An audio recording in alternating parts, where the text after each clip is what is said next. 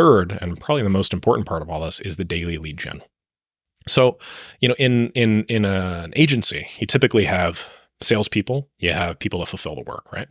If you're doing leverage or solo freelancing yourself, logically, you have to do all that yourself. So you have to sell the product, and then you also have to fulfill the product. Unfortunately, what always happens when I see freelancers start this stuff is they end up getting caught around like the 3 to 5K a month mark. And the reason why is because they will generate a bunch of leads first, and then they'll get so overwhelmed with all the leads, and now they have to fulfill and deliver on all those leads. So they stop doing the lead generation. Once they're done the projects, because they haven't done any lead generation, now the pendulum swung the other way, and now they have no leads again. So they have to go full into lead gen. Well, there's a much better way of doing this, and the best way to do so is just to always have some sort of trickle of lead generation going on. My recommendation, and one that's worked really well for me and approximately over 1,200 people now, 1,200 agencies and freelancers that have tried this, is doing daily lead generation instead, and just making it a non-negotiable.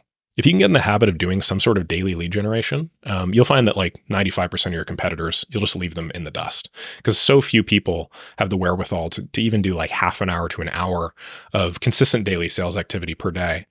And if you are smart about how you do it, if you take this idea of distance versus displacement in mind, and if you find the shortest line path to achieve the same result, you can typically achieve basically what an entire sales team will do, just yourself, as long as you're smart about it.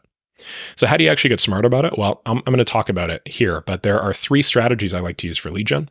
The first is Upwork, which I think a lot of people, they shit on constantly, and I'm going to tell you why you shouldn't shit on it, especially for freelancing. It's a little bit harder for agencies, but I also talk about it there as well.